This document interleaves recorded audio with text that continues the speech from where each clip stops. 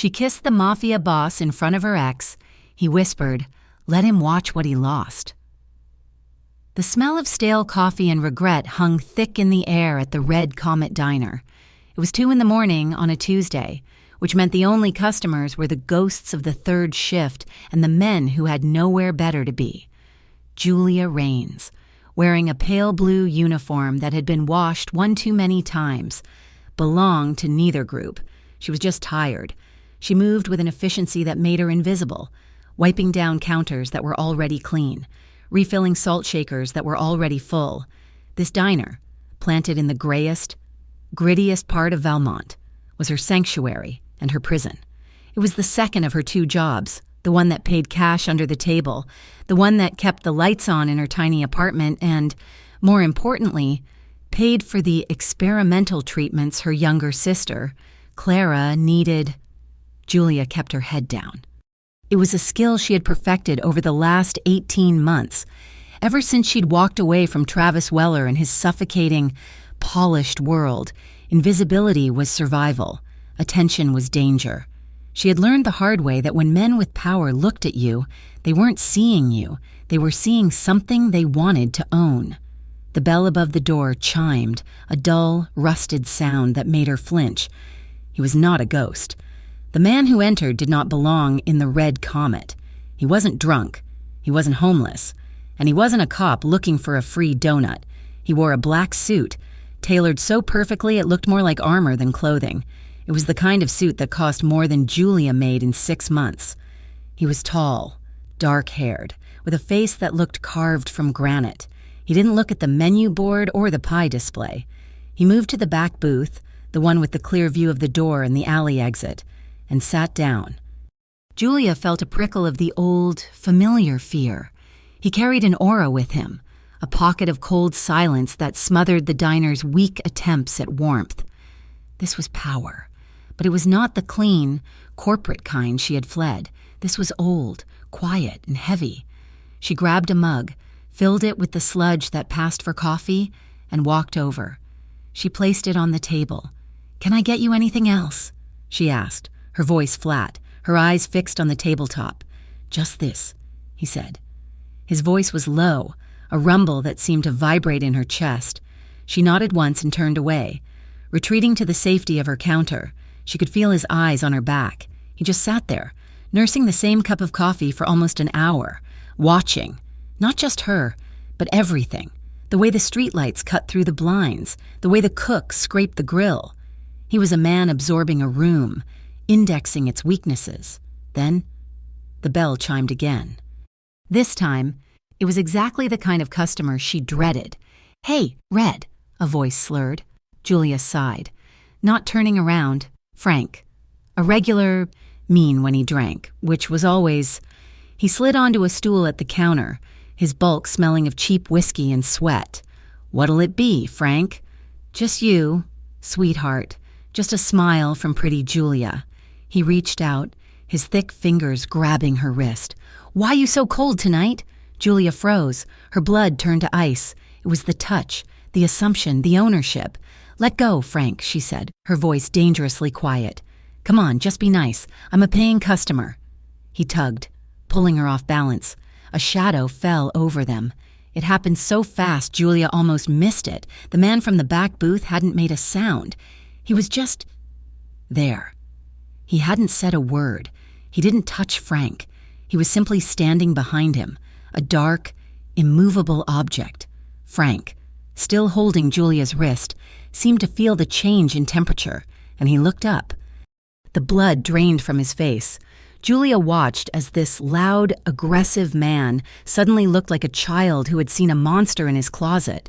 Frank's hand didn't just let go. It recoiled, as if her skin had suddenly become white-hot.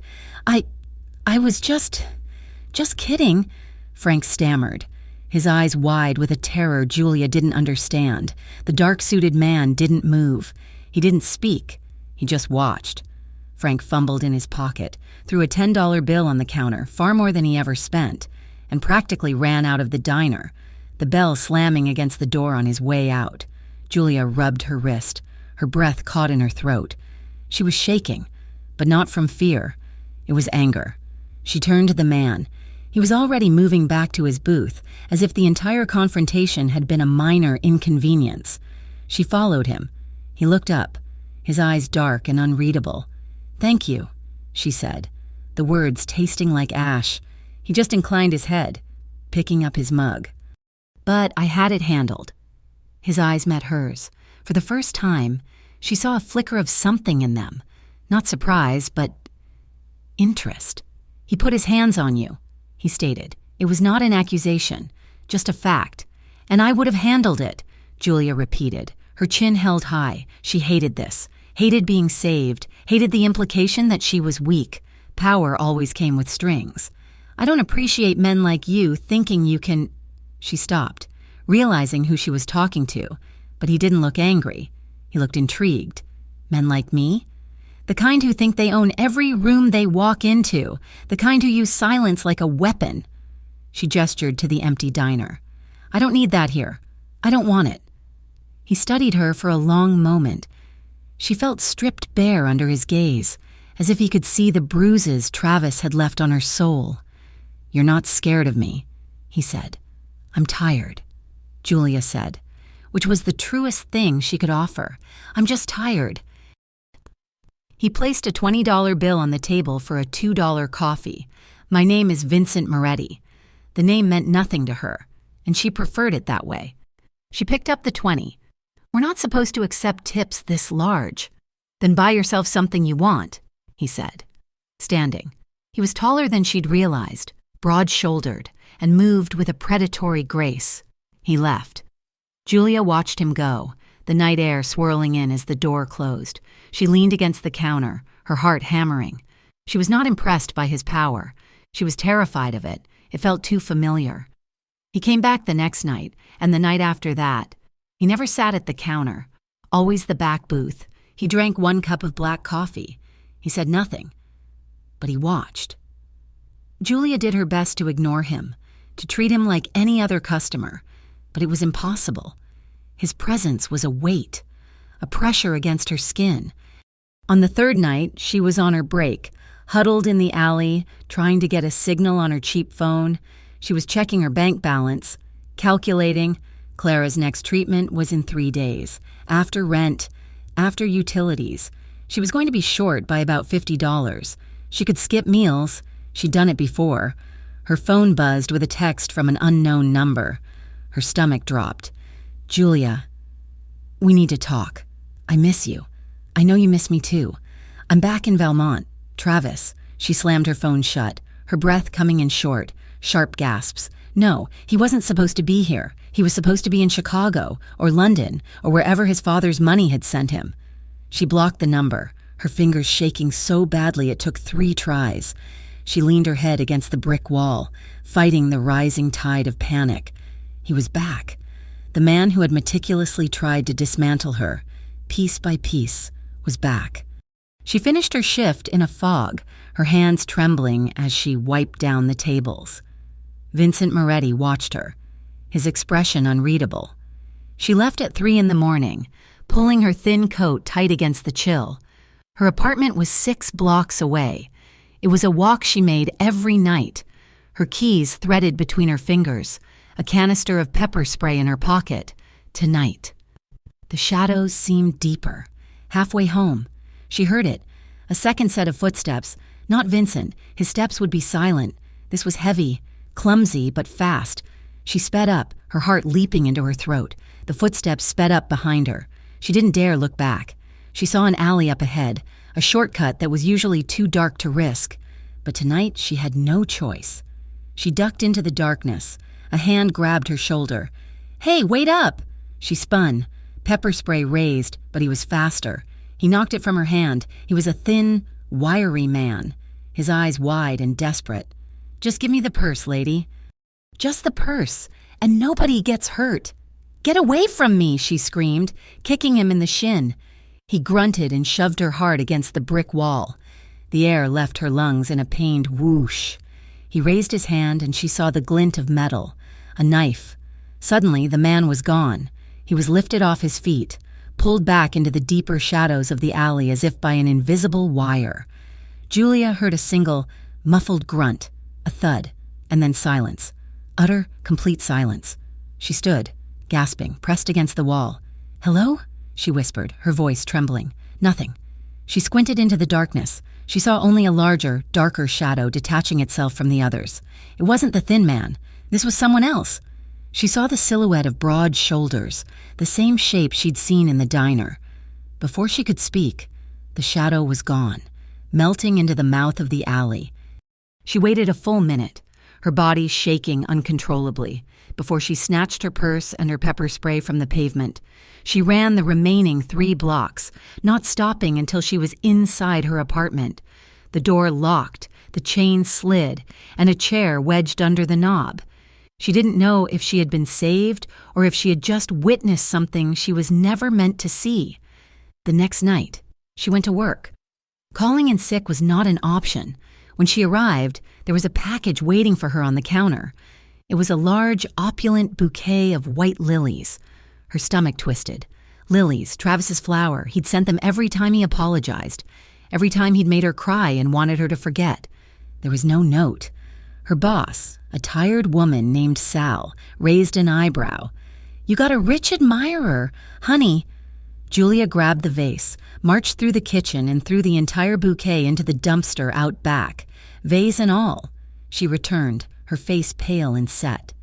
When Vincent Moretti walked in at his usual time, she didn't wait for him to sit down. She marched right up to him, blocking his path to the booth. "Was it you?" she demanded, her voice low and fierce. His gaze was steady. He showed no surprise at her aggression. "Was what me?" "The flowers. The games. Last night.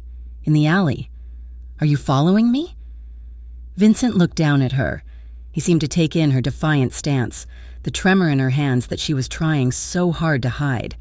A flicker of something that might have been respect, or perhaps amusement, crossed his face. "I don't play games," he said, his voice a low gravel. "And I don't send flowers, but I know who does." Julia's anger deflated, replaced by a cold dread. "What?" "Travis Weller," Vincent said. Her ex's name sounded like a curse in his mouth. "He's back in town. He made a call to a man I know. He's looking for you." She staggered back a step. "How do you know that name? How do you know me? I don't like watching good women be bothered by ghosts," he said, brushing past her to sit in his booth. She stood in the middle of the diner, her world tilting. He knew. He'd been watching her, researching her, and last night, the man in the alley, the one who attacked me, what happened to him? Vincent picked up the menu. Though he never ordered from it. "He won't bother you again." "And the man who saved me?" she whispered. He finally looked up, his eyes locking with hers. The intensity of his gaze was a physical force, holding her captive. "I don't like unfinished business." A new dynamic settled between them in the following days, a tense, crackling wire of unspoken things. He still came in. He still ordered 1 coffee. But now, he asked questions. "Why this job?" he asked one night, nodding at the empty diner. "It pays the bills," she said, wiping a glass. "A woman like you, educated. You don't belong here." Her head snapped up. "A woman like me? You don't know the first thing about me." "I know you rebuilt your life from nothing," he said quietly. "I know you support your sister.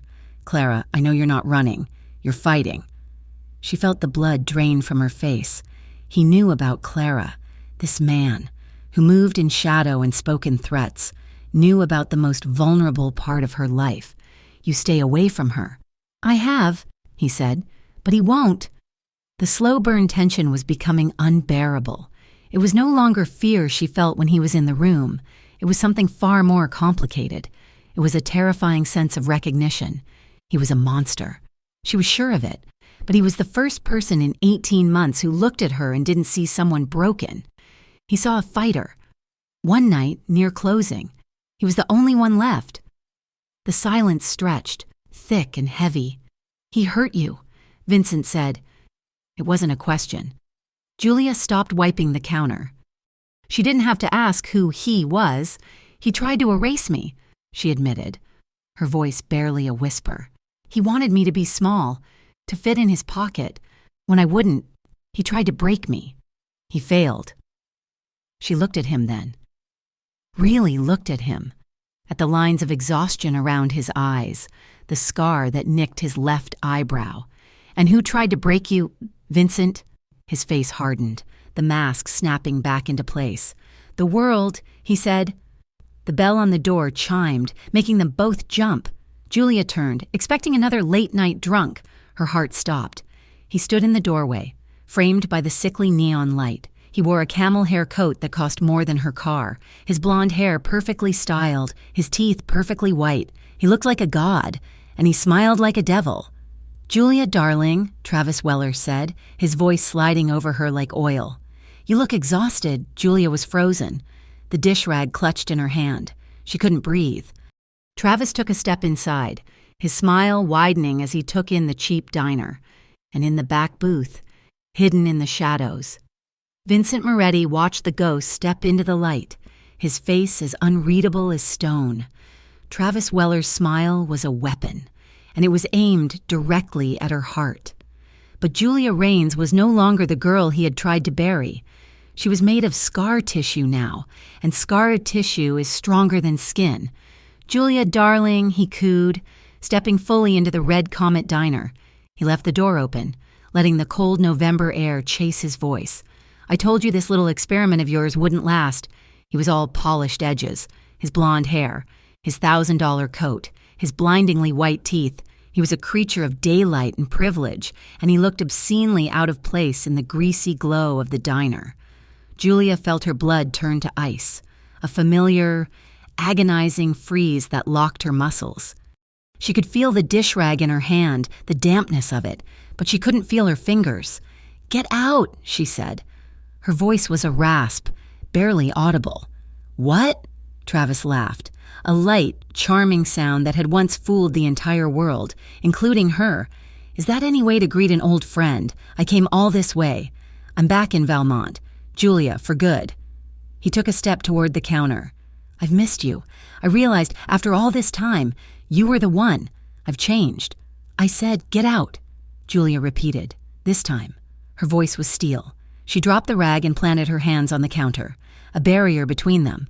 "You are not welcome here, Travis." His smile faltered, just for a second. The charm cracked, revealing the cold, possessive machinery beneath. He was used to her flinching. He was used to her crying. He was not used to this. "Don't be dramatic, Jules," he said, his voice dropping to the silky, dangerous tone he used just before the storm. He started to reach for her hand.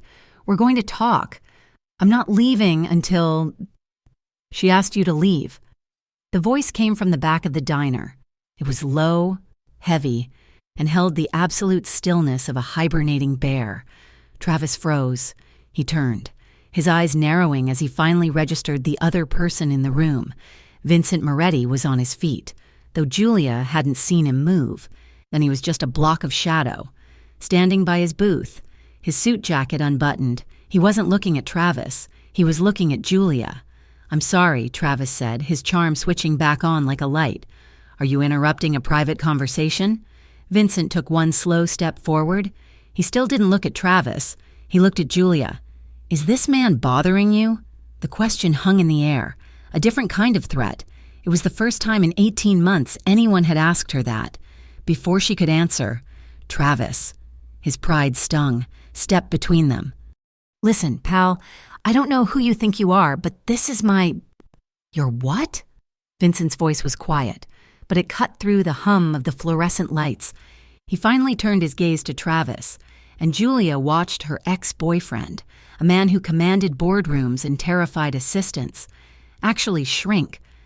Travis was a wolf in expensive wool. Vincent Moretti was a panther, and this was his jungle. Travis licked his lips, his bravado evaporating. She's an old friend. I was just leaving." "Good," Vincent said. It was a final, flat dismissal. Travis shot one last poisonous look at Julia. It was a look that promised retribution. "You'll always be mine. Julia," he whispered, just loud enough for her to hear. "You just forgot." He turned and fled, the bell on the door chiming frantically in his wake. The diner was silent. Julia realized she was shaking, her knees weak with adrenaline and fury. She sank onto a stool, burying her face in her hands. She did not want to cry. She would not. She heard his heavy, measured footsteps on the tile. He stopped in front of her. She looked up through her fingers. "He'll be back," Vincent said. "I handled it," she shot back, her voice trembling but fierce. "You handled the moment," he corrected, his voice surprisingly gentle. "Not the man. He's the kind who sees no as a delay, not an answer. Don't let your guard down." She stood up, anger a welcome shield against the fear. "And what are you? My guardian angel? I don't need another man in my life telling me what to do or what to be afraid of. Why do you even care? Am I some charity case you've decided to take on?" Vincent watched her, his expression unreadable. He was close enough now that she could feel the heat radiating from him, smell the faint, clean scent of expensive soap and something cold, like steel. "I told you," he said, his voice dropping low, a rumble meant only for her. "I don't like watching good women be bothered by ghosts." She stared at him, silenced. He didn't see her as a victim. He saw her as a person haunted, and he was acknowledging the ghost. He inclined his head, placed a $50 bill on the counter, and walked out. He didn't come in for the next 2 nights. Julia found herself watching the door, a knot of disappointment and relief tangled in her stomach. When he finally appeared on the 3rd night, it was just minutes before closing. She was exhausted, her feet aching. She'd been looking over her shoulder all day, seeing Travis in every blonde man, in every expensive car.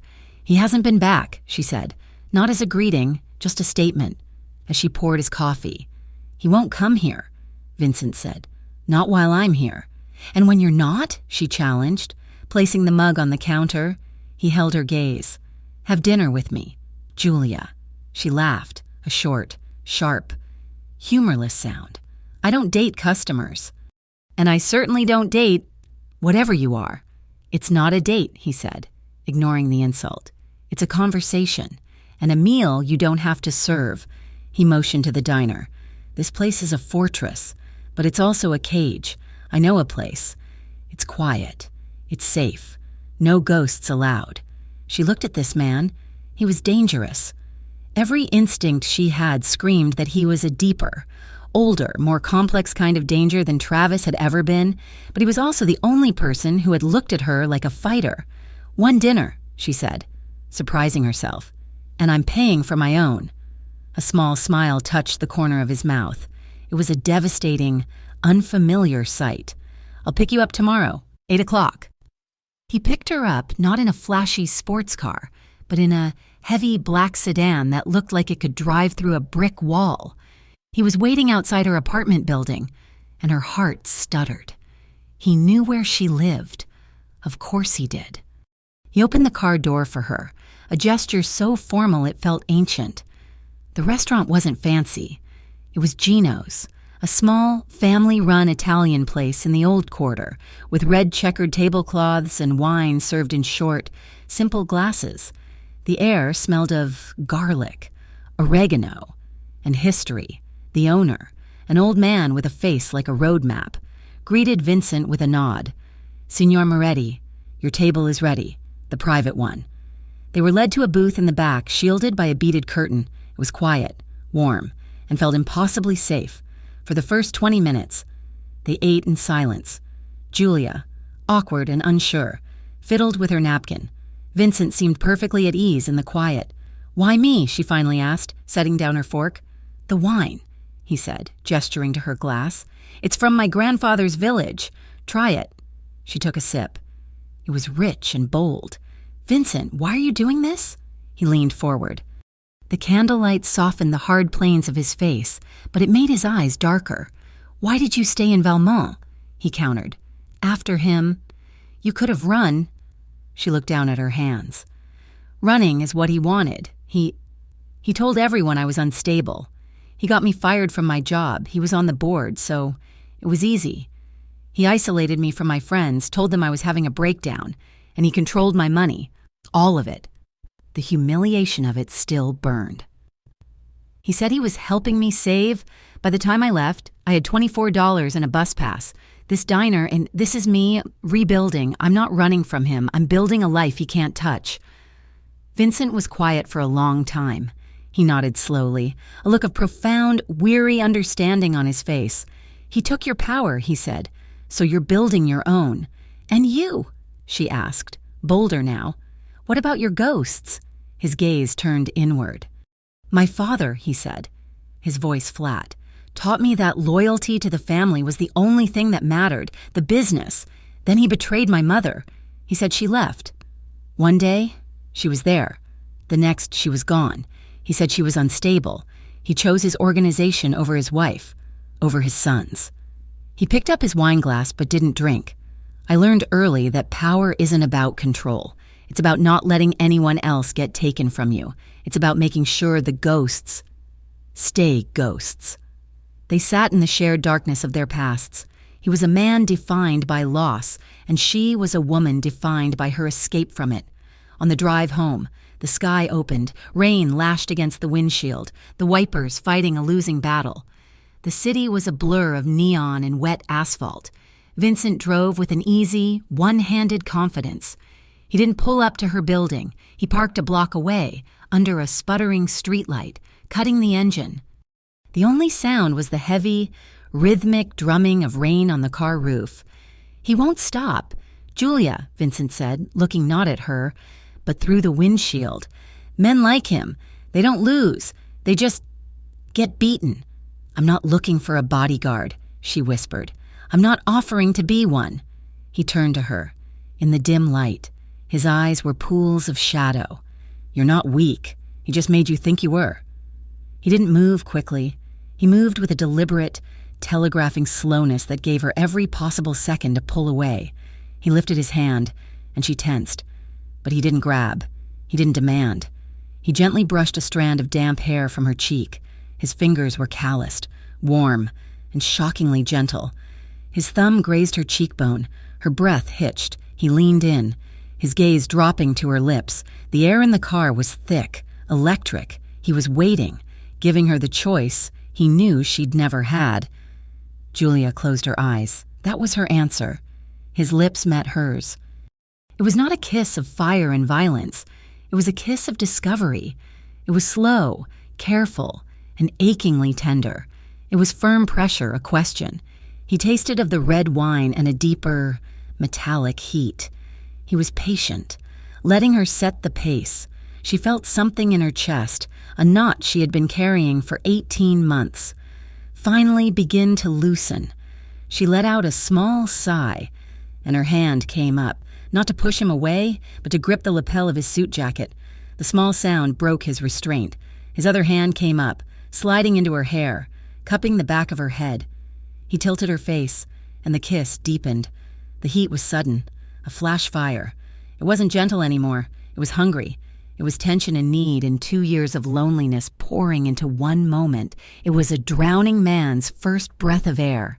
Julia gasped, pulling back, her lips wet, her heart hammering against her ribs. She was breathless, and she was terrified. "I can't," she panted, her voice trembling. She looked at him, at this powerful, dangerous man. "I can't. It's too much. It's too fast. This is how it starts. I'm scared. Vincent, I'm so scared of repeating old mistakes." He didn't let go of her. His hand was still tangled in her hair, his thumb stroking the sensitive skin behind her ear. He looked at her, his dark eyes fierce in the stormy light. "Then let's not repeat anything," he said, his voice a low, rough promise. "Let's burn it all down and start new." He kissed her one more time, hard and fast, then let her go. At the same time, across town, Travis Weller was in his penthouse, throwing a crystal glass against a wall. It shattered. "She refused me," he seethed. "For a diner." He picked up his phone. "Find him. The man in the suit. I want to know everything. I want to know where he sleeps, who he talks to, and what he has that I don't." He paused. "Hire a private investigator. The best one in Valmont. I want him ruined." Then Julia got home just before midnight, her lips still tingling, Vincent's words echoing in her head. Burn it all down. She felt dazed, as if she were walking in a dream. She climbed the 3 flights of stairs to her apartment, fumbling for her keys. She put the key in the lock. The door pushed open. It wasn't wide open, it was just ajar. A single, terrifying inch. Her blood ran cold. She hadn't left it open. She never, ever left it open. She pushed the door slowly, her heart in her throat. Hello? Silence. She stepped inside. The light from the hallway illuminated her tiny living room. Nothing looked out of place. She crept to the kitchen. No one. The bathroom. Empty. Finally, her bedroom. She held her breath and pushed the door. Empty. Nothing was stolen. Her laptop was still on the table. The small emergency fund she kept in a shoebox was untouched. She was about to sigh in relief when she saw it. On her pillow, where she would have laid her head, was a single, perfect, white lily. Travis. He had been here, in her home, in her safe place. She backed away, shaking, and ran to the door, slamming it shut, locking the deadbolt and sliding the chain, 2 blocks away, in a dark car. Vincent Moretti listened to his phone. "Boss," a voice said. "Someone was here. We didn't see him go in. He must have used the fire escape. He was inside for 3 minutes. He's gone." Vincent's grip on the steering wheel tightened until his knuckles were white. The PI Travis hired was sloppy. This was something else. This was a message. "He's not just a ghost," Vincent said, his voice dangerously quiet as he watched her lights snap on. "He's trying to break the door down."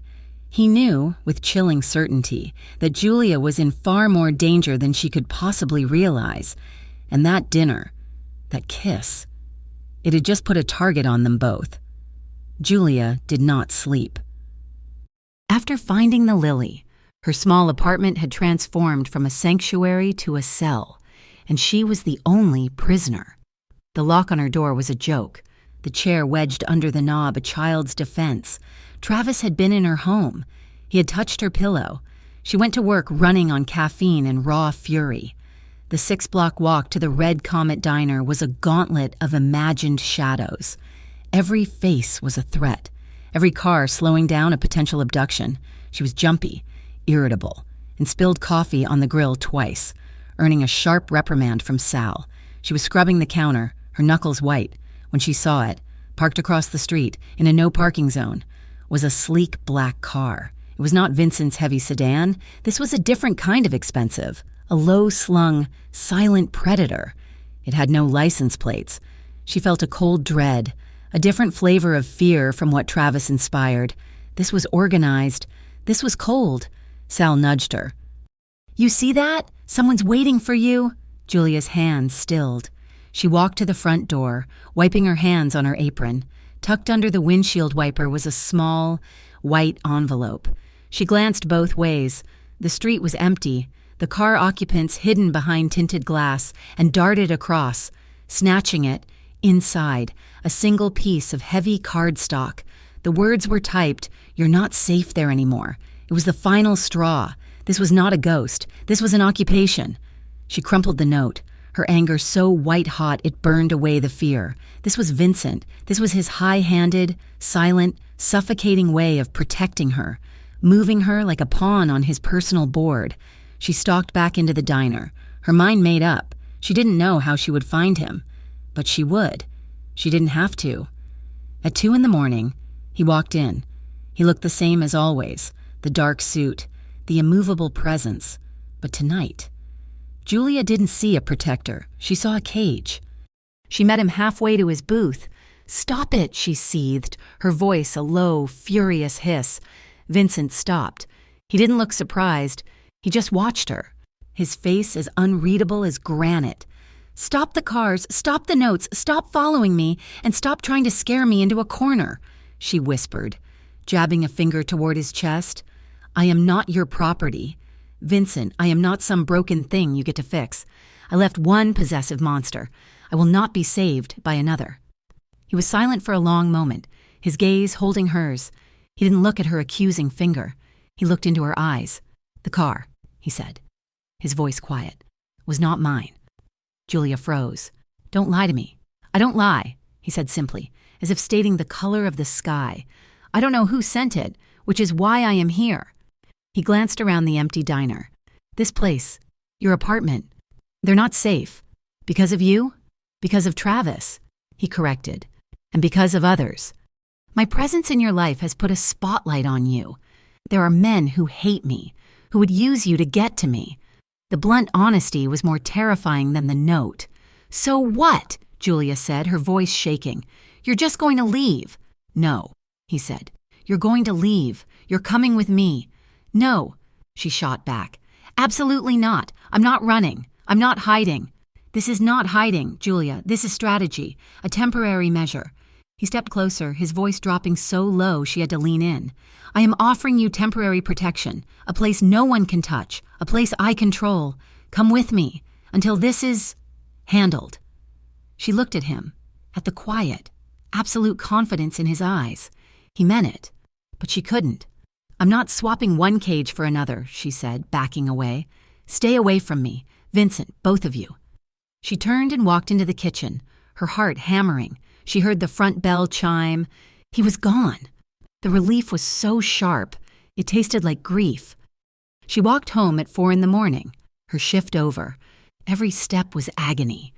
She half expected the black car to pull up, or for Travis to step from a doorway. She made it to her apartment, locked the door, slid the chain, and wedged the chair. She was shaking so badly she could barely stand. She needed to sleep, just for an hour. She fell into her bedroom, not even bothering to change out of her uniform. She pulled back the covers on her bed, her mind numb with exhaustion. And she saw it. On the white sheet, where her pillow should be, was another note. This one was not typed. It was written in a jagged, angry script. He can't keep you safe. No one can. She screamed. It was a short, sharp, airless sound. This note wasn't delivered. It was placed. He was here. Again. While she was gone, he had been in her bed. She backed out of the room, her hand over her mouth, bile rising in her throat. She fumbled in her pocket for her phone. Her fingers were numb. She looked at the screen, but she had no one to call. The police. What would she say? A man left a note? Then she remembered. The night at Gino's, Vincent had taken her phone, in case of emergencies, and added a single contact, a single letter, V, her thumb, slick with sweat, hovered over the name. This was it. The moment she surrendered, the moment she admitted, she couldn't do it alone. She pressed call. It rang once. Where are you? His voice was not surprised. It was awake, alert and cold. He was in my apartment, she sobbed, sliding down the wall. In my bedroom. He left a note on my bed. A silence, not a pause, but a heavy, dangerous silence. I'm 2 minutes away, he said. Pack a bag, 1 bag, be on the curb. The line went dead. She did as she was told. She was numb. She grabbed clothes, her toothbrush, Clara's picture. She was on the curb when his black sedan pulled up, the engine a low, angry rumble. He got out, took her bag, and opened the passenger door. He didn't speak. He put her inside, his hand on the roof as if steadying her, and shut the door. The sound was final. The apartment was a fortress. It was a high-rise penthouse, all glass and steel and cold, modern art. The city of Valmont glittered below them like a carpet of broken diamonds. It was beautiful, stylish, and had all the warmth of a mausoleum. This is, she started. My home, he said, dropping her bag by the door. No one on earth knows you are here, except me, and the 2 men I trust with my life, who are now parked in the lobby and on the roof. He walked her down a long, white hallway. This is the guest room. It's yours. My room is at the end of the hall. The alarms are silent. The windows are reinforced. You're safe here. He looked at her, and for the first time, she saw the mask crack. He looked tired. Get some sleep, Julia. No one can get to you here. He turned and left her, closing the door softly behind him. The first few days were a study in respectful distance. Vincent gave her space, a commodity she had never truly had. He was gone before she woke up and often returned late at night. The apartment was vast, silent and cold. She was slowly going insane with boredom and fear. She wasn't allowed to leave. She couldn't call Sal, couldn't go to work. Vincent had handled it. sending Sal a bonus of $10,000 in cash for Julia's medical emergency. She felt like a bird in a very expensive, very sterile cage.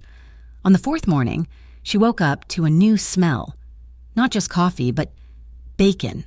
She crept out of her room, her hair a mess, wearing sweats and one of Vincent's old t-shirts. He was in the kitchen. The kitchen, Vincent Moretti, the man who terrified drunks and stalked alleys, was standing at a massive stainless steel stove, scrambling eggs.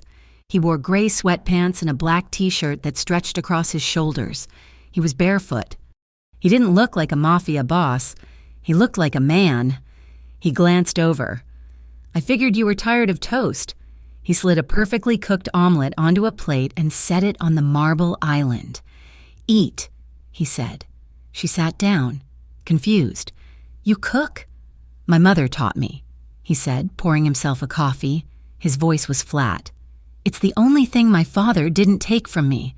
It was an opening, a small, vulnerable crack. After that, the apartment began to change, or she did. The next day, the silence was too much. She found his sound system, a sleek, complicated piece of technology. She connected her phone and put on her own music, something loud and angry and full of guitars. She braced herself for him to tell her to turn it down. He walked into the living room, paused, listened for a moment, and then just nodded, picking up a newspaper. They started to talk. Late at night, when the city was quiet, they would sit in the enormous living room, the lights low, and just talk. She told him about Clara, about her dream of opening a small flower shop, a place that specialized in wild, native plants. She expected him to be bored. He listened. He asked questions. What kind of flowers? Why native? What was the name of that professor you liked? He remembered every detail. He never judged. He just listened. Julia felt a terrifying, dangerous emotion blooming in her chest. She was safe. Travis couldn't find her. The anonymous threats had stopped, but more than safe. She felt seen. This man, Vincent, was a contradiction. He was brutal. She knew he lived in a world of shadow and violence. But with her, he was gentle. He was patient. He was respectful. She was falling for him. The realization was as terrifying as any of Travis's threats. One night, sleep wouldn't come. It was almost 3 a.m. She padded out of her room, thirsty, and saw the balcony door was open. The cold night air was drafting in. She found him standing outside, leaning against the railing, looking down at the city. A half-empty glass of amber liquid was on the table beside him. She stepped out, pulling her robe tighter. The wind was sharp. "You don't sleep much," she said softly, standing beside him. He didn't startle. "Neither do you," he replied, his voice a low rumble. He looked at her. "Bad dreams?" "Old ones," she admitted. "You?" He took a drink. "Just a lot of ghosts." He stared down at the river of headlights. "The city, it's a monster. It chews people up and spits them out. I've spent my entire life trying to tame it, and all I did was become part of the machine." He turned to her, and the vulnerability in his eyes stole her breath. "You're the first peace I've had in years, Julia," he said, his voice raw. "Having you here, knowing you're safe, it's the first time in a decade my head has been quiet." This was the man who had shot down her assumptions, who had listened to her dreams, who cooked her breakfast. Her heart ached for him. The tension between them, a low thrum that had been building for days, was suddenly alive. It was a physical thing, crackling in the cold air. "Vincent," she said, her voice trembling slightly. He looked at her, his dark eyes intense.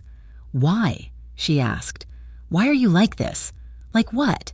"So, careful." She took a breath, the words tumbling out. "You never touch me. Not since the car. You keep your distance. You walk me to my room and say goodnight. You give me so much space, I feel like I'm floating." He looked down, a muscle in his jaw tightening. He set his glass down with a heavy, final click. He turned to her, his body framed by the glittering, distant lights. "Because," he said, his voice rough, "men like Travis, they touch to own, they grab, they take, they use their hands to prove a point, to leave a mark." To make you smaller. He met her gaze, his own full of a terrible, painful honesty. I don't ever, he said, want you to confuse protection with possession. The words hit her like a punch. That single sentence unraveled every fear, every defense she had. He wasn't giving her space. He was giving her power. He was giving her the choice she had never had. And she made it. She stepped toward him, closing the small, cold distance between them. And what if I know the difference, she whispered. She reached up, her hand shaking, and laid it flat on his chest. She felt his heart, a heavy, pounding, human beat beneath his shirt. He was solid and warm and real. He sucked in a sharp breath, his eyes closed, but he didn't move. He was still giving her the choice. What if I don't want space? She asked. She rose up on her toes, her other hand coming up to cup his jaw, the rough stubble scraping her palm. She kissed him. For 1 second, he was completely still, a statue of iron resolve. Then, he broke. A sound tore from his throat, a low groan of surrender. His hands, the hands he had kept to himself, came up. They didn't grab. They held.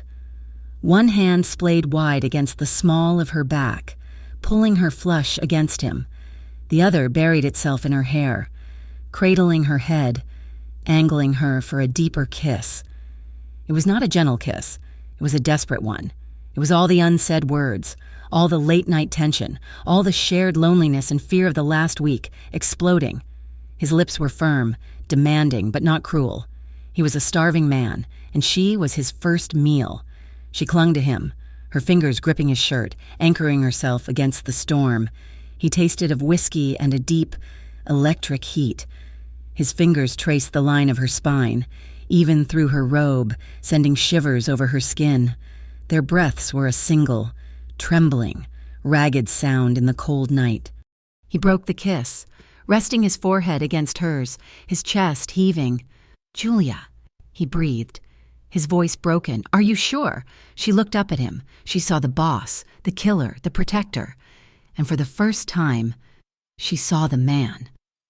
"I'm sure," she whispered. That was all he needed.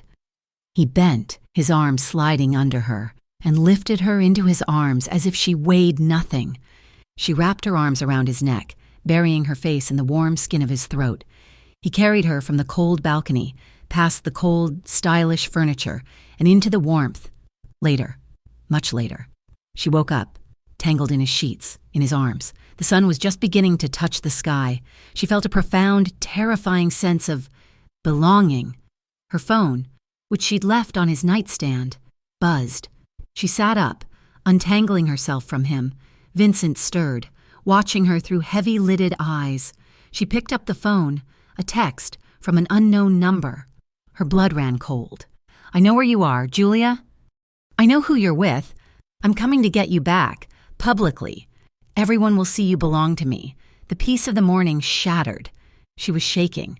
Vincent was out of the bed in an instant, the soft man gone, the predator back. He took the phone from her trembling hand. He read the message, his face hardening, his eyes turning to black. Empty ice. He looked at her, his voice a low, deadly promise. "If he touches you," he said, "he won't walk away this time." The text message from Travis was a declaration of war. "I'm coming to get you back, publicly." It hung in the air of Vincent's apartment, a toxic cloud that suffocated the peace they had found. For 2 days, Julia was a prisoner of that peace. Vincent's home, once a cold fortress, had become a sanctuary, but now it felt like a bunker. Vincent had men everywhere. He took meetings in low, angry tones in his study, the door firmly closed. He was a creature of coiled tension, a panther pacing a cage. He was protecting her, but Julia felt the old, familiar suffocation creeping in. She was hiding. Travis wanted her to hide. He wanted her to be a damsel in the tower, a prize to be rescued, or, more accurately, reclaimed. He thought she was the same broken, pliable girl he had tried to erase. He was wrong. On the 3rd day, an email arrived. It was not a threat. It was an invitation, sent to her old dormant email address, the annual Valmont Children's Hospital Gala. Julia stared at the screen. before Travis. She had poured her heart into this charity. She had volunteered, organized, and truly believed in the work. When she left Travis, she had lost this, too. He was a major donor, and his silent disapproval had made her unwelcome. What is it? Vincent's voice from the doorway made her jump. He was leaning against the frame, dressed in a suit, the tension of the last 2 days etched around his eyes. An old life, she said, her voice quiet. She turned the laptop. The Children's Hospital Gala, it's in 2 nights. He read it. His face was unreadable. It's a trap, he said, not unkindly. He sent the text. He knows you'll be invited. He'll be there, waiting to make his public move. I know, Julia said. So you'll ignore it. She looked up from the screen, her eyes meeting his. The fire that had been banked for days, smothered by fear, suddenly found oxygen. No, she said. I'm not hiding anymore. Vincent, I am not a pawn. He wants to get me back publicly. He wants to tell the world I belong to him. Then I'm going to go, and I'm going to show them, and him, exactly who I am. I'm not running. Vincent was silent for a long time. He studied her, not as a man studies a woman he wants, but as a strategist studies an unexpected move. He saw the steel in her spine. He saw the end of her fear. Then I will escort you, he said. Julia shook her head. No, that's what he wants. He wants you to be the bodyguard. He wants to paint you as the villain, the brute, and me as the victim caught in the middle. I won't go with you as a date. Vincent, it gives him too much power. I will not be your date, Vincent said. Walking into the room, he stopped in front of her, his presence a shield. I will be your protector. I will be a shadow. I will not stand with you. I will stand behind you, but I will not let you walk into that room alone. It was not a negotiation. It was a statement of fact, and for the first time, she understood the difference he was offering. He wasn't trying to possess her. He was offering his strength to support her own. All right, she said, as my protector. The night of the gala. The apartment was still. Julia had spent the afternoon preparing, a knot of ice in her stomach. She had no gala gowns. Her old life, and its wardrobe, was ashes. Vincent had handled it. A single, discreet box had arrived. Inside, there was no note, just a dress. It was not a princess gown. It was not a flashy, sequined statement. It was a simple black dress, a column of dark silk that fell from her shoulders to the floor. It had long sleeves, a low, elegant back, and a cut so perfect it seemed poured onto her. It was a dress that didn't scream for attention. It commanded it. She pulled her hair back into a sleek, severe knot at the nape of her neck. Her only jewelry was a pair of simple diamond studs she'd owned since college. Her makeup was minimal, her lips a slash of defiant red. She was not the girl Travis Weller had broken. She was the woman who had rebuilt herself. She took a deep breath and opened her bedroom door. He was waiting in the main hall, standing by the floor-to-ceiling windows, the city lights of Valmont spread out behind him. He wore a dark, tailored suit, not the black armor of his work, but a deep charcoal gray, with a black tie. He looked less like a mafia boss and more like a dark, fallen prince. He heard her heels on the marble and turned. His face did not change, but his breathing stopped. He didn't speak. He didn't move. He just watched her walk the length of the hall. His gaze was reverent. It was the look of a man seeing something holy and something profane. All at once, he wasn't looking at her body. He was looking at her power. He met her in the center of the room. He didn't offer his arm. Instead, he simply inclined his head, his eyes dark with an emotion she couldn't name. Pride, hunger, rage. "You are ready," he said. It was not a question. The Valmont Grand Hotel was a monument to old money. Crystal chandeliers hung like frozen waterfalls. The air was thick with the scent of expensive perfume and the murmur of polite, predatory conversation. They drew stairs the moment they walked in.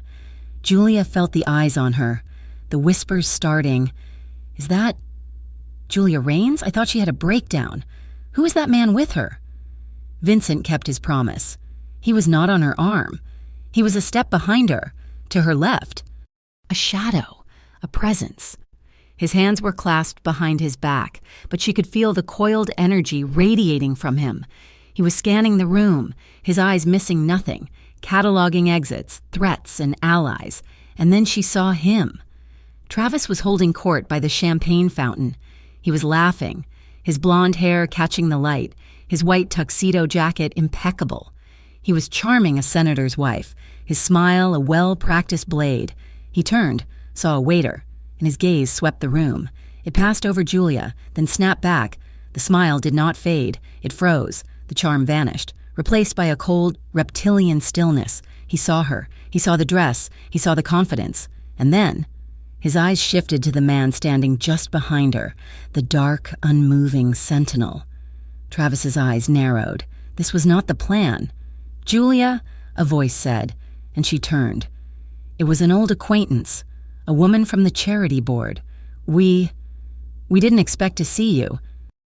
"It's good to be back, Martha," Julia said, her voice smooth and steady. She would not let them see her shake. She tried to ignore him. She got a glass of water. She spoke to another person she knew. She pretended to look at the silent auction items, but his presence was a magnet, pulling the attention of the entire room. He was coming.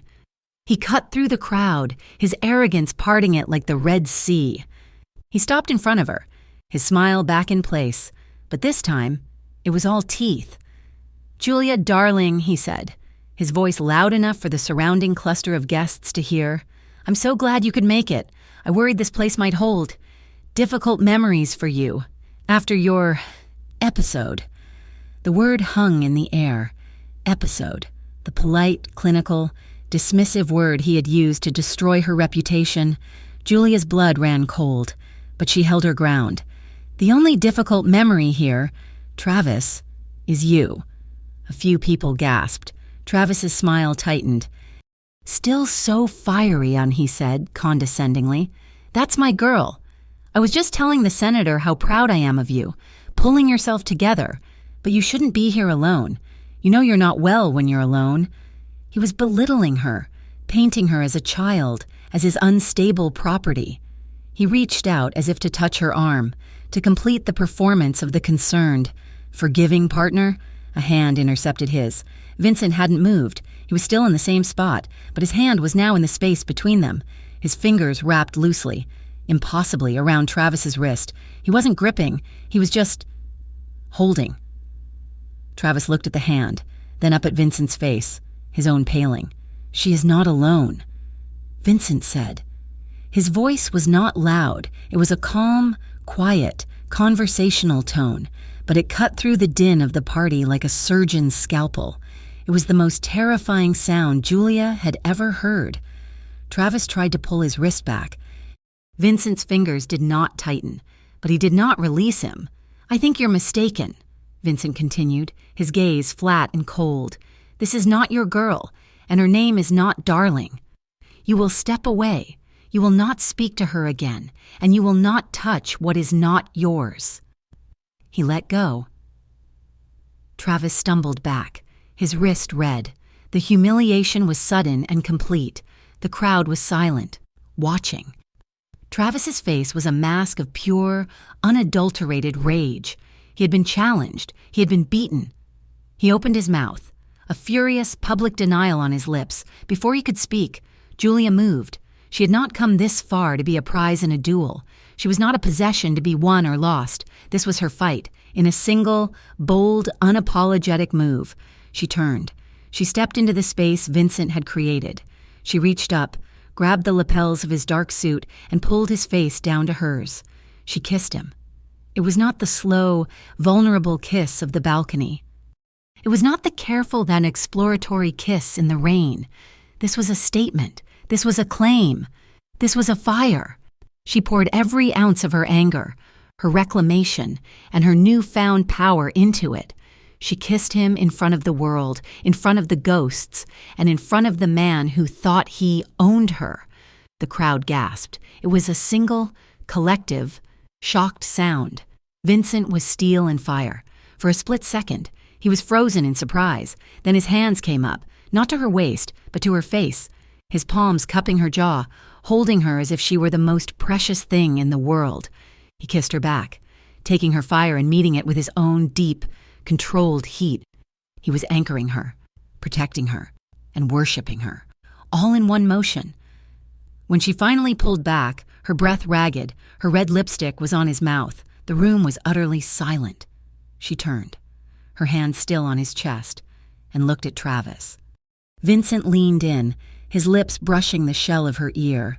His breath was hot, his voice a low, possessive, feral whisper, meant only for her, but in its promise, meant for the man bleeding humiliation in front of them.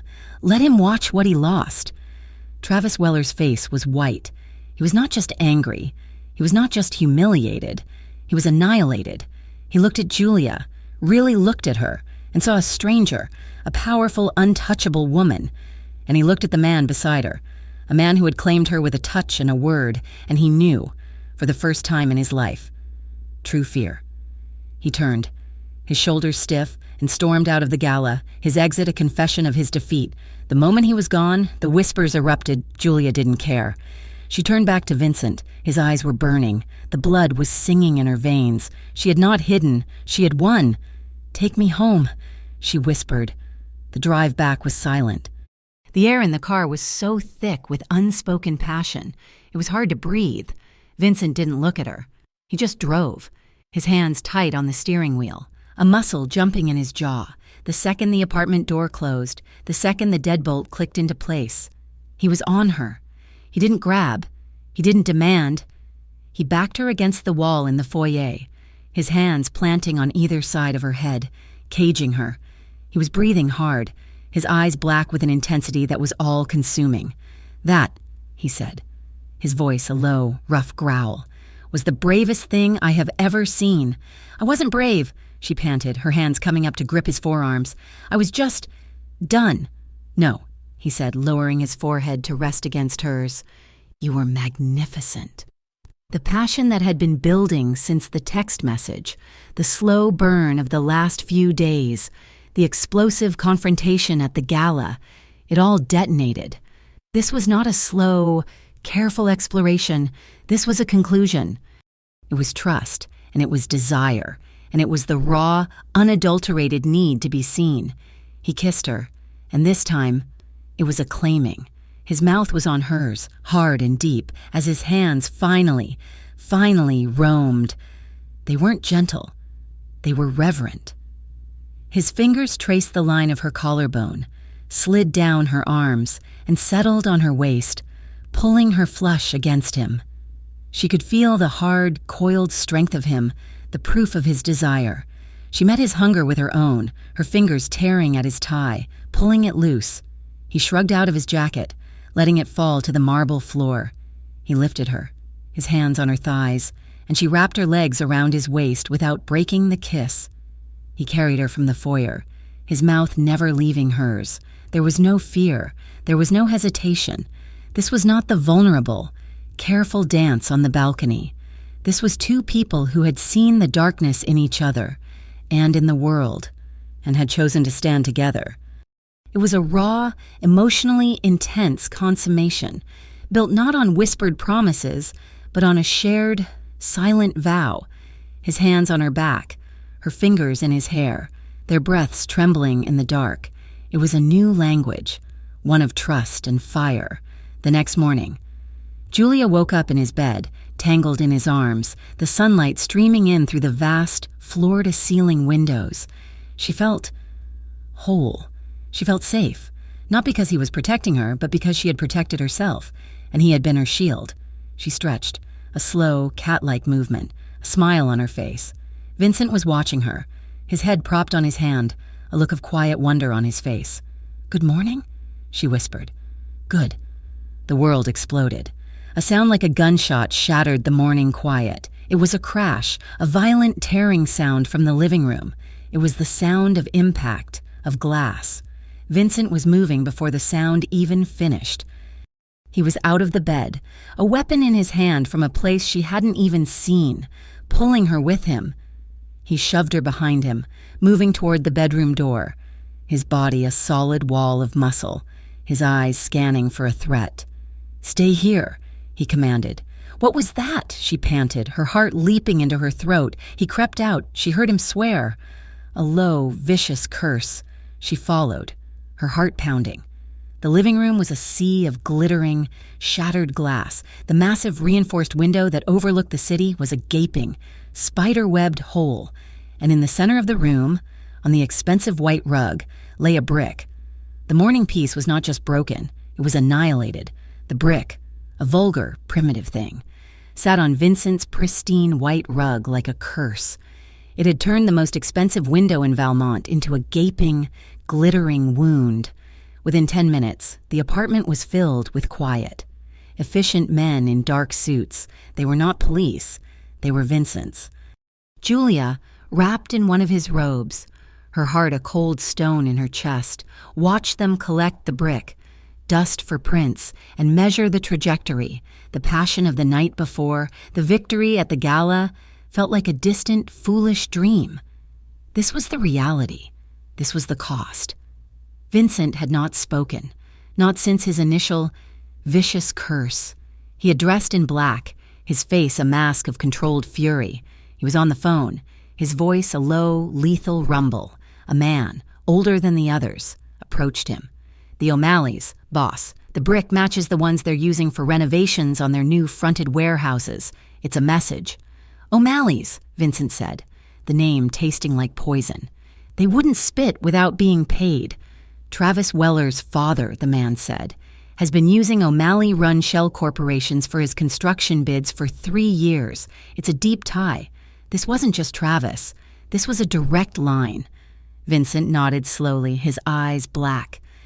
He dismissed the man and turned to Julia.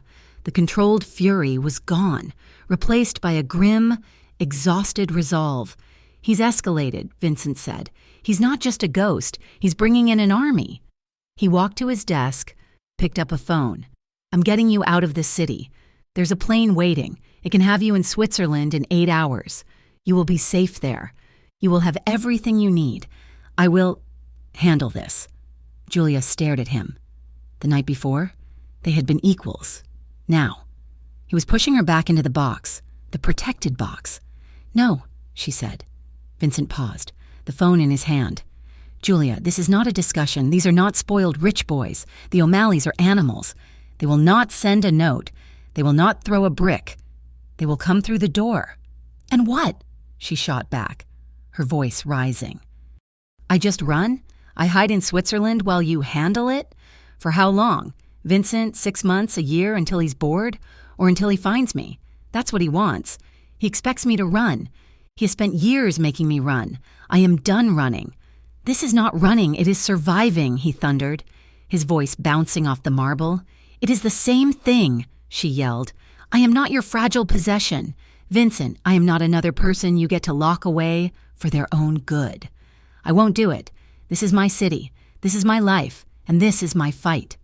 He looked at her, truly looked at her, and saw the same fire from the gala, the same steel that had rebuilt a life from nothing. He saw a woman who would rather break than bend. He slowly, deliberately, put the phone down. "Then what?" he asked, his voice low, dangerous. "You will stay here, a prisoner in this apartment, while I go to war? While men like that throw bricks at your window?" "No," she said, walking past him. "You go to war your way, I'll go to war mine." For the next 2 days, the apartment was a command center. Vincent was gone for hours at a time, his men in a state of high, tense alert. But Julia was not idle. She was not the damsel. She was a general. Vincent had given her a new, encrypted laptop, and she used it. She didn't research the O'Malleys. That was his world. She researched Travis. She tore his life apart, digitally. She combed through public filings, social media, charity reports, and news archives. She cross-referenced his company's board members with his father's. She found the web of shell corporations that connected Weller Construction to a dozen other entities.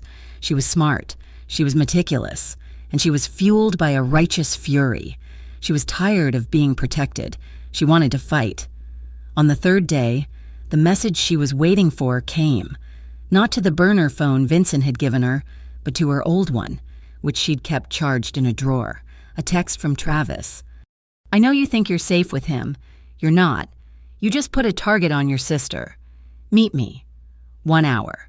Valmont Park, by the fountain, alone. Or I swear, Julia, I will visit Clara. I will tell her all about her brave older sister and the men she's involved with. It was the ultimate cowardly move. He was threatening the one thing in the world he knew she would die for. She looked at the boarded-up window. She thought of Vincent's dark, controlled rage. He would kill him. If she showed him this text, Vincent would go out and put a bullet in Travis Weller, and this would never end. She had to do this her way. I'm going out, she said. The guard at the door, a man named Marco who was built like a refrigerator, looked at her in polite confusion.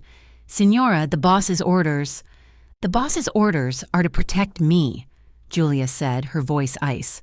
And I'm not safe sitting in this tower. I'm going to the corner market. You can follow me. You can wait outside. But I am not a prisoner. She was counting on the mole, Vincent had told her, his face grim, that the O'Malleys knew about the penthouse too quickly. Someone inside was talking. She was counting on the mole to report that she was leaving. She was counting on Travis being arrogant and on Vincent being busy. She went to the park. Marco followed, his hand inside his jacket, his face a mask of anxiety.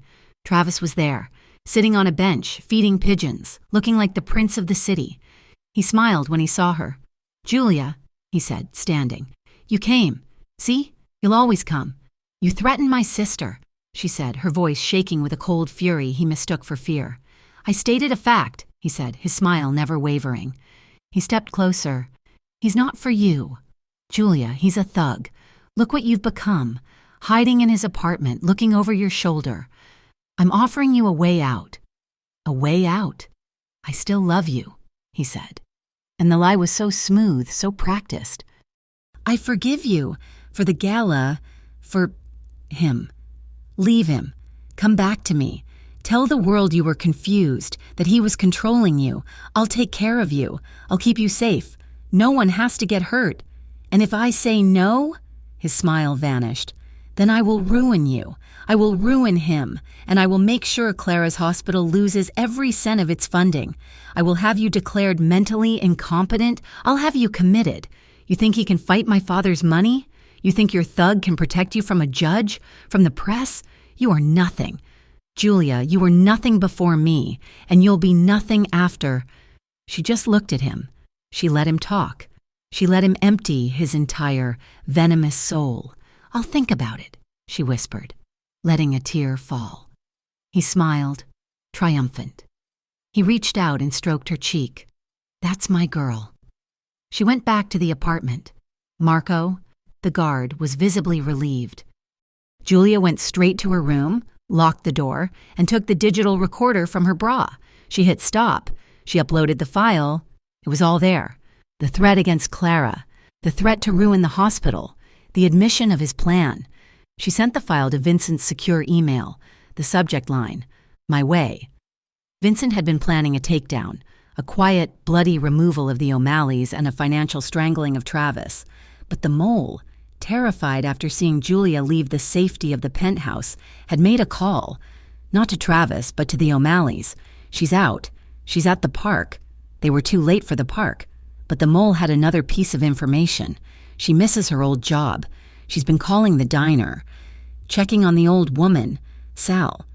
Julia hadn't called, but she had been thinking about Sal. She felt a toxic, crushing guilt. Sal was her friend. Sal had given her a job when she was desperate. Now, Julia had brought a war to her doorstep. She had to see her. She had to warn her. She had to give her money, tell her to close up, to go on vacation.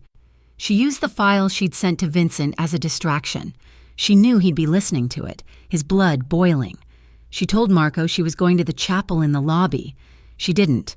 She took the service elevator to the garage and took a cab. It was the stupidest, most reckless, and most necessary thing she had ever done. The Red Comet Diner looked small and sad. It was 4 p.m, the dead time. She walked in, the bell chiming. Sal was at the counter, her head in her hands, reading a newspaper. She looked up. Her face, usually so full of tired warmth, crumpled in fear. "Julia? Honey, what are you doing here? You can't be here." "I'm so sorry, Sal," Julia said, rushing forward, pulling an envelope full of cash from her purse. It's all my fault. I need you to take this. Take it and close. Go visit your sister in Florida, please." "My God, child, what's happening?" The window of the diner didn't just break. It exploded. It wasn't a brick. It was a volley of gunfire, aimed high, at the lights, at the ceiling. It was a tactic of terror. 2 black sedans screeched to a halt outside. 4 men wearing masks, carrying bats, piled out. "Get down," Julia screamed, shoving Sal to the floor behind the counter. The men stormed in. This was not a robbery. This was a demolition. They smashed tables. They shattered the pie display. They ripped the stools from their bolts. It was chaos, violence, and the terrifying, animalistic grunts of men enjoying their work. One of them saw Julia and Sal huddled behind the counter. He smiled. Well, there she is." He hefted his bat. "The boss says hello." He raised it. He never brought it down. The front door, which they had left open, was suddenly filled by Vincent Moretti. He was not wearing a suit. He was in jeans and a black t-shirt, and he was a picture of absolute, cold-blooded death. The attack on the diner was not an action scene. It was a reckoning. Vincent moved with a speed that was not human. The man with the bat turned, and Vincent's hand, holding something heavy and metal, met his wrist. There was a sickening, wet snap. The man screamed, a high, thin sound. The other men turned, but Vincent wasn't alone. His men were there, and they were not wielding bats. It was over in 30 seconds. It was not a fight. It was an extermination. There was the sound of bodies hitting the floor, the groan of men who would not be getting up. And then, silence. Vincent, his chest heaving, his face a mask of rage, walked to the counter. He looked down at Julia, who was shielding Sal with her body, both of them covered in glass and powdered sugar. He reached down, his hand surprisingly gentle, and pulled her to her feet. He pulled her from the wreckage, past the groaning men, and into the street where his sedan was waiting, the engine running. He put her in the car. He got in beside her. The car sped away, leaving the sirens and the chaos behind. Julia looked at her hands. They were shaking. She had a cut on her palm from a piece of glass. She looked at Vincent. His knuckles were raw and bleeding. He had done that for her. That violence. That terrible, swift, final violence. She saw it. She saw firsthand what his world was, and the dam of her fear, her adrenaline, her guilt, and her shock, finally broke. She broke down. It was not a quiet sob. It was a raw, gulping, agonizing wail. She collapsed in on herself, overwhelmed by the violence she had witnessed, the violence she had caused, and the terrifying, awful relief of being saved. Vincent said nothing. He just pulled her against him, his strong arms wrapping around her, holding her so tightly she could barely breathe. He held her as she sobbed, his hand stroking her hair. He held her all the way back to the apartment, up the elevator and into the living room, where he sat her on the sofa. He sat beside her, still holding her, and she felt it. His hands, which had been so steady, so brutal, so strong, they were trembling. He, Vincent Moretti, was shaking. He had been afraid, not for his life, but of losing her. He held her, his knuckles white, and whispered promises of safety into her hair, words that were more for him than for her. That night, after the doctor had stitched the cut on her palm, they sat in the dark. The boarded-up window was a monument to their failure. "I listened to the recording," he said, his voice a low, rough sound in the darkness. "You were magnificent, and you were a fool." "I had to," she whispered, her throat raw from crying. "I couldn't let him use her. He used you." He stood up, pacing, the restless energy of the fight still in him. "He used you to get to me, and I use you to feel human." He stopped, his back to her. "You want to know why I am what I am? Why I do this?" She waited. "My brother," he said, his voice breaking on the word. "Leo. He was the good one. He was smart. He was kind. My father wanted him in the business. Leo hated it. He wanted to be a teacher. He turned, his face a roadmap of grief. Leo got into trouble. He borrowed money from the wrong people, trying to get away. They were going to kill him. So I made a deal. I took his place. I took his debt. I joined my father to protect Leo. I gave them me so he could be free. I thought, he said, if I had enough power, if I had enough control, I could protect him. I could protect everyone, but I couldn't. Where is he? Julia asked, her heart aching. He's missing, Vincent whispered, the words a raw wound. He's been gone for 5 years. My father thinks he's dead, but I built this entire empty, cold empire. I thought power would give me control. It just made me lonelier. It gave me more to lose. He looked at her, his eyes full of a terrible, broken vulnerability. And then you walked in. You, with your fire, and your grief, and your refusal to break, and I'm doing it again. I'm trying to protect you, and I'm failing. Julia stood up. She walked to him. This powerful, broken man. She took his bleeding, trembling hands in hers. Then stop, she said, her voice clear and strong. He looked at her, confused. Stop trying to save me. I'm not your brother. I'm not your mother. I am not another ghost for you to avenge. I'm not another person you have to lock away. She stepped closer, rising on her toes, her gaze locking with his. I don't want you to save me, Vincent. Wait, I want you to stand beside me. Let's finish this. Not your way and not my way. Our way. He stared down at her. The loneliness, the rage, the fear. It all settled. He saw her, his partner. Together, he said, the word a vow. They sat down. They had the audio file. They had his network. They had her knowledge of Travis's corporate structure. They began to plan. We expose him, she said, her voice gaining strength. Legally, publicly. I'll give the recording to an investigative reporter. I'll file a restraining order, citing the recording. I'll sue his company for harassment. And while you're in the light, Vincent said, a dark, slow smile spreading across his face, I'll be in the shadows. When the press hits him, his friends will be nowhere to be found. The O'Malleys will be handled. We'll cut him off. We'll leave him with nothing. It was a two-pronged attack. Public justice and private revenge. They would prepare for a final confrontation, but they would strike first, using the one weapon Travis had never, ever anticipated, the truth. The partnership was sealed in the cold light of the boarded-up window. They had a plan, Julia's truth and Vincent's shadows. Julia made the call. She didn't contact the major networks, the ones she knew Travis's father could buy or bully. She reached out to Eris Thorne, an investigative reporter for a small, ferocious online outlet known for breaking the backs of corrupt officials. He was untouchable because he had nothing to lose. They met in a university library, a place so public it was private. Julia, wearing a baseball cap and glasses, sat across from a man who looked like he hadn't slept in a week. This is a waste of my time, Eris said, tapping his pen. The Wellers?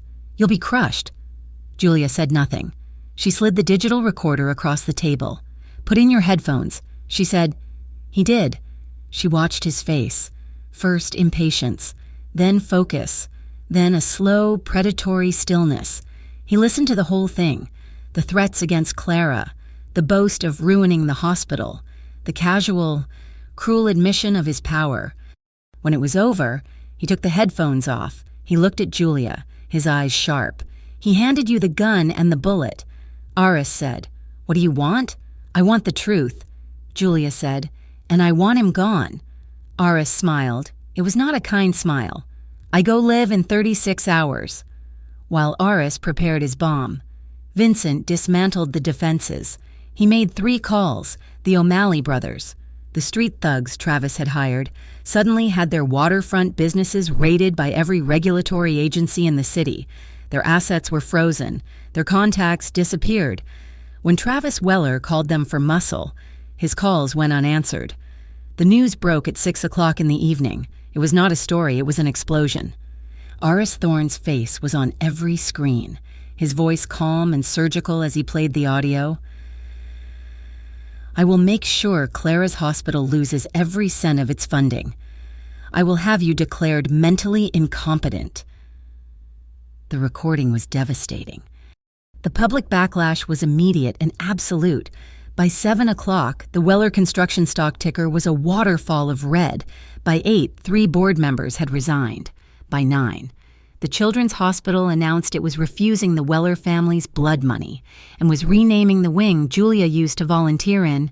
At 10, the final, brutal headline dropped: "Weller Sr. disowns son." In a scathing public statement, Travis Weller Sr. denounced his heir, calling his actions reprehensible and terminating his employment and his inheritance, effective immediately, in the penthouse. Julia and Vincent watched the city turn on its prince. Julia felt no joy, just a cold, quiet, necessary emptiness. It was done. "He has no money, no power, and no family," Vincent said, standing by the window. "He's nothing. He's a ghost." "Ghosts can still haunt," Julia whispered, just as she said it. Her old phone, the one Travis had texted before, buzzed on the coffee table. It had been silent for days. A new message. It was a photograph. Clara, her sister, her bright, innocent Clara, was in a dark room. She was tied to a chair, her eyes wide with terror, tape over her mouth. The blood in Julia's veins turned to ice. She couldn't breathe. She was going to be sick. The room tilted. She had won. And in doing so, she had just triggered the apocalypse. He was no longer a spoiled rich boy. He was a cornered animal with nothing to lose. She didn't cry. She didn't scream. She picked up the phone. She looked at the picture, at the darkness in her sister's eyes. The devastation was so total. It burned away fear and left behind something cold and hard as diamond. She refused to fall apart. She walked into Vincent's study. He was on the phone, coordinating the cleanup. He saw her face and hung up. "He has Clara," she said. Her voice was not a whisper. It was a flat, dead, terrible sound. Vincent's face went blank. It was the most terrifying expression she had ever seen. The man, the lover, the protector, they all vanished, replaced by the executioner. Julia held up the phone. "Let's end this." They traced the phone. It was a burner. But he'd been arrogant, stupid. He'd turned it on in one location, an abandoned warehouse district by the river, a place the O'Malleys had used before they vanished. "I'm going," Julia said. "No," Vincent said, checking the magazine on a handgun. "She is my sister," Julia said, her voice shaking but unbroken. "He did this because of me. He wants me. You can storm that building, but he will kill her before you get to him. He will listen to me. I am not asking. Vincent, I am going." He looked at her. He saw not a victim, but a soldier. He nodded once, his jaw tight. He opened a cabinet and pulled out a sleek, black vest. "This is not a request," he said, strapping it onto her, his hands firm, impersonal. "You will not be brave. You will not be a hero. You will stand behind me until I tell you. You will do exactly as I say. This is my world. Julia, do you understand?" "I understand," she said. "Just get her back." The warehouse smelled of rust, dead fish, and mold. It was raining, a cold, miserable drizzle that slicked the pavement. Vincent and 6 of his men moved through the darkness like water. There was no sound, just the whisper of the rain. They didn't storm the entrance. They used the roof, the sewer access. They were ghosts. Julia stayed with Vincent, her heart hammering so hard against the vest it ached. She heard a single, muffled grunt. A shadow passed them. One of Vincent's men, giving a clear signal. They moved down a rotting staircase. They heard him before they saw him. He was raving. "All of them, they left me. My own father and you. You did this." They reached the main floor. It was a cavernous space, filled with skeletal metal shelving. In the center, under a single bare worklight, was Travis. He was a wreck.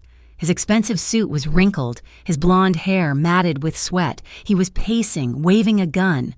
Clara was tied to the chair, weeping silently.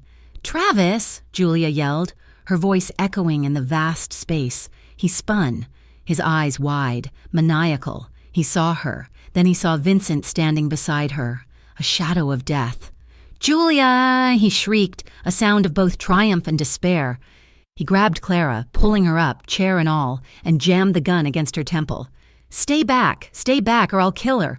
I'll kill her. You ruined me." Vincent raised his own weapon. He had a clear shot. "No!" Julia screamed, grabbing his arm. "Don't! You'll hit her! Let me!" She stepped out from behind him, into the circle of light. Her hands raised. "Travis, let her go!" "You did this!" he screamed, his hands shaking, the gun unsteady at Clara's head. "You were mine! You were nothing! I gave you everything, and you threw it away for him, for a diner." "You're right," Julia said, her voice calm, clear, and cutting. Vincent stared at her.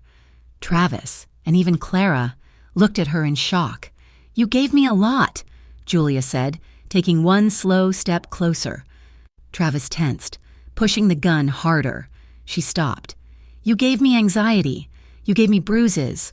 You taught me how to be small, how to be quiet, how to apologize for existing." "Shut up," Travis hissed. "I'm not finished," Julia said. Her voice was not pleading. It was cold. "You think I ruined you, but you were already rotten. Travis, you were just a hollow, empty man who needed to control a nothing girl to feel powerful. But you made a mistake. You didn't break me. You forged me." She took another step. "You never loved me," she said. And the words were not an accusation.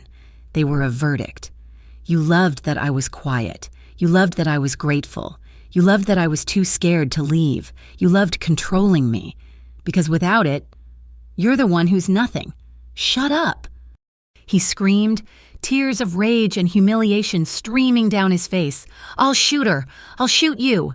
"Then do it," Julia said, her voice dropping to a whisper. But it carried in the silence. "But it won't matter. You'll still be the man who was disowned by his father. You'll still be the man who lost to a nothing girl from a diner. You can kill us both, but you'll never, ever get the last word again. You already lost." He stared at her. Her words had done what Vincent's bullets could not. They had disarmed him. He saw his reflection in her eyes, not a prince, not a boss, but a pathetic, weak, empty failure. He faltered.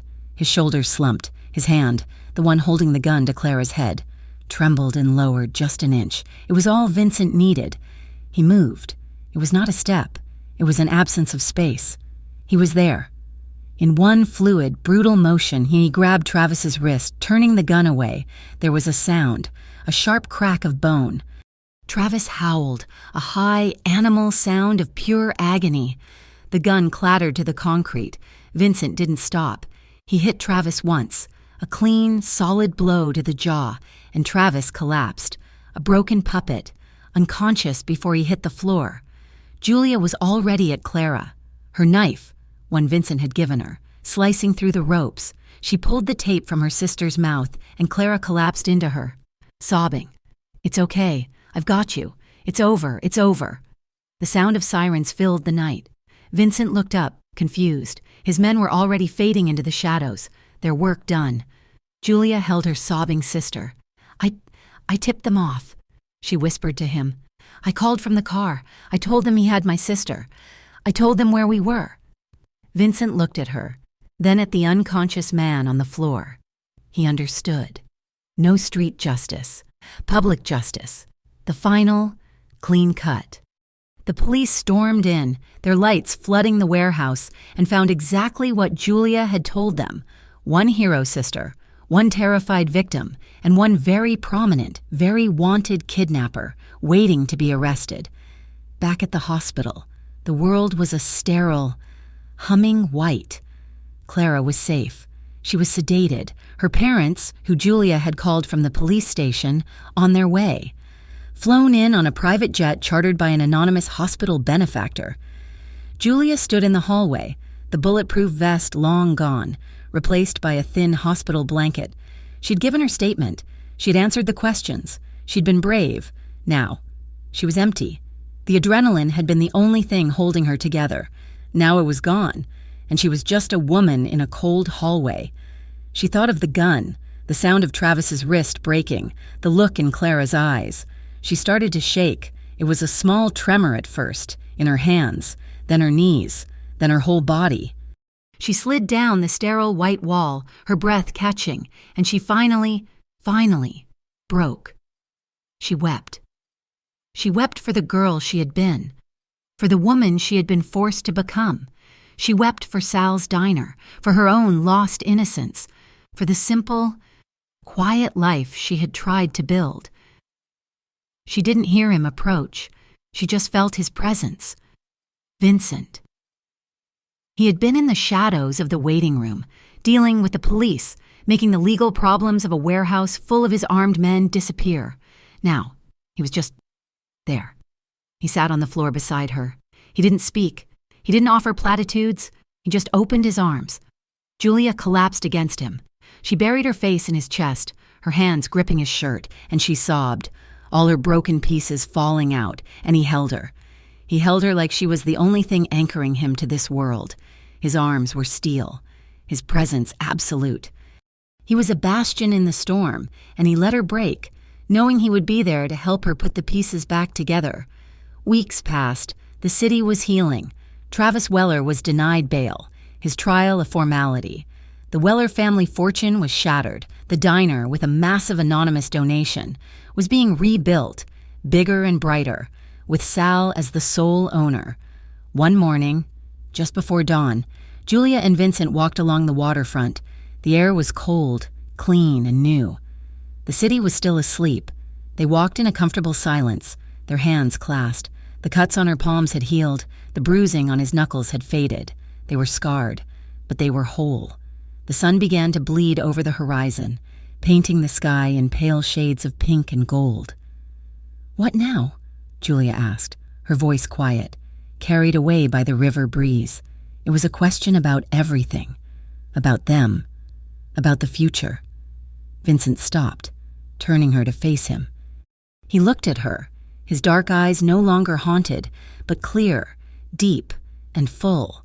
"Whatever you want," he replied, his voice a low, steady promise. "We build it together." She looked up at this man, her protector, her shadow, her partner. She saw not a mafia boss, but the man who cooked her breakfast, the man who held her when she broke, the man who had stood beside her, not in front of her. She smiled, and she kissed him. It was not a kiss for power, not for passion, and not for revenge. It was a kiss for love, for freedom, for a future they never thought they would have. Thank you so much for listening to this story. We would love to know where in the world you are listening from, so drop a comment below. Please make sure to subscribe to Mafia Romance Stories so you never miss a chapter, and let us know what you thought of Julia and Vincent's journey. We read all your thoughts. Thank you.